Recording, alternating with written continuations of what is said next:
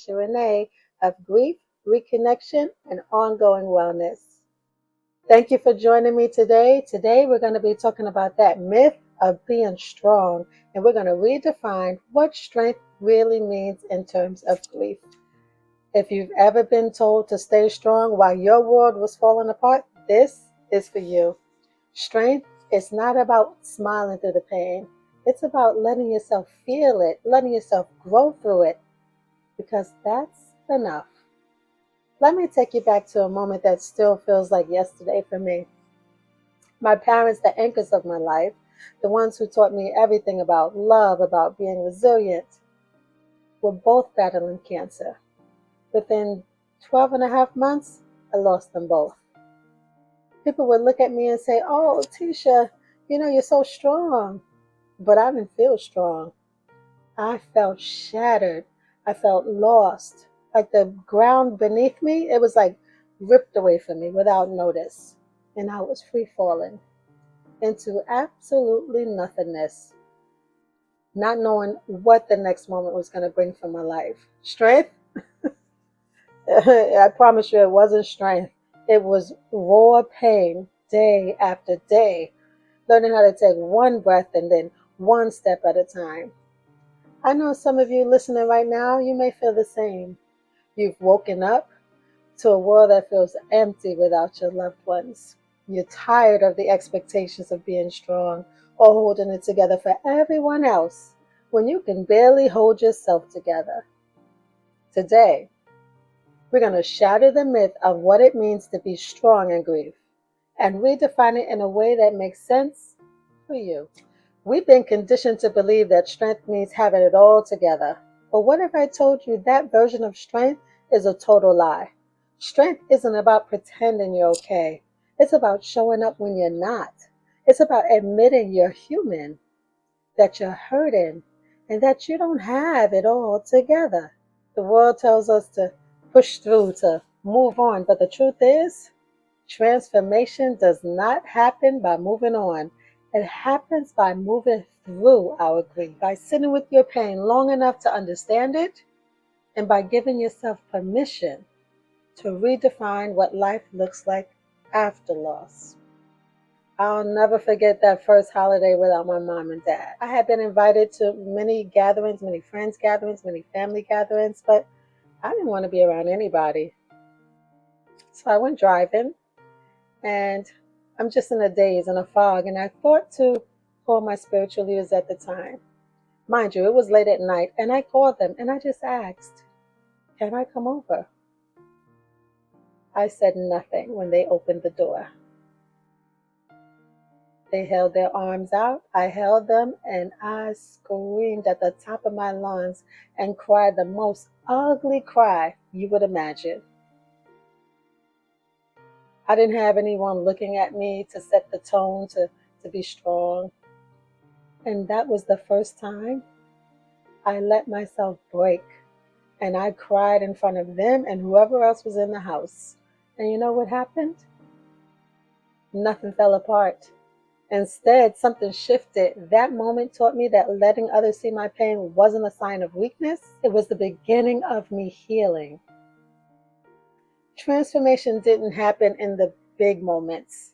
It wasn't when I started a new job or hit some milestones. It was in the small, quiet wins. The first time I said their names without breaking down. The first time I laughed and didn't feel guilty. The first time I looked in the mirror and didn't see someone broken, but someone that was learning how to rebuild. So, what does strength and grief really look like? It's not about being a superhero and carrying the weight of the world. Strength is letting yourself cry in the car after dropping your kids off to school and still showing up for work. Strength is sitting with the memory of their favorite song, even though it hurts, because it's part of your story now. Strength is choosing to take one small step forward when it feels impossible. Strength is honoring your no and not feeling pressured to always show up. You take time and you honor your no and you honor what it is you're feeling. A woman I know shared a story that struck me. because it was similar to my story when she said she spent months avoiding a favorite place that she used to dine with someone she had lost because she was unable to walk through the door without breaking down. But one day she went, not because she was over it, but because she wanted to reclaim that space for herself. That's real strength. It's quiet, it's raw, and it's deeply personal. I'll tell you what strength looked like for me in the past. It was letting go of the version of myself who was too afraid to speak up, to ask for help, or to even believe that I could heal. It was deciding that I am allowed to live, even without my parents here to see it. Strength doesn't look like a superhero standing tall. It looks like you. It looks like me, sitting on your couch at 2 a.m., holding your loved one's shirt and sobbing. It looks like getting up the next morning and deciding today I'll try again. For me, strength was sitting in my car after my mom's funeral screaming at the top of my lungs because I didn't know what else to do. It was walking into a grief recovery group, even though every part of me wanted to hide. It was writing a letter to my dad, pouring out all the things I never got to say. It was ugly and it was messy.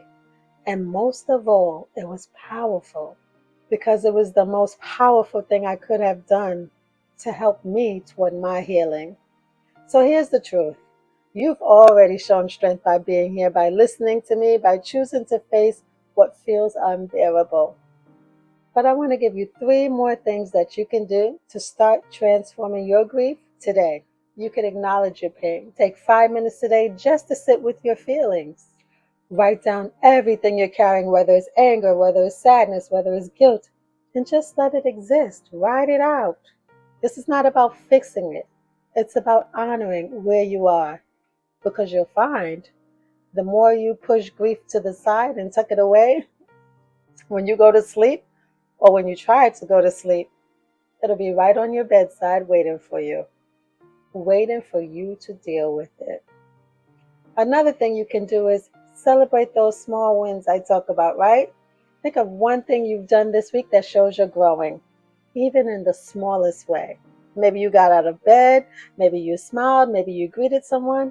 Write it down and celebrate it because it matters. Why does it matter? Because when you go back to read over it for the week or go back to read over it past 2 weeks, you'll see those little steps are starting to accumulate. And as they start to accumulate, you start to tip the scale and experience healing in different ways. And the third thing you can do is reclaim one thing. What's one area of your life you've avoided because of the pain? Did you avoid listening to a certain song? Did you avoid going to a certain place? Did you avoid having a certain conversation? Choose one thing and take one small step to reclaim it. Not because you're over it, but because you're choosing to move through your grief. And remember, strength isn't about how much you can carry. It's about how much you allow yourself to feel, grow, and begin to heal. This is your moment to rewrite your story. Don't carry someone else's definition of strength into this year. Define it for yourself and let it be messy, let it be raw, let it be yours. Let me leave you with this. Strength is not about being unbreakable. It's about being willing to break open so you can rebuild. And remember, this isn't about survival. It's about transformation. Strength isn't something you find, it's something you create. One small courageous step at a time. If this message resonates with you, I want you to take a moment right now to like this podcast, share it with someone who needs to hear it, and follow this channel. This is the beginning of the conversation. You're not alone in this. You're not surviving your grief, you're transforming. And together, we're going to grow through what we've been through. I'll see you in the next episode. Until then, I see you. Keep healing one step at a time.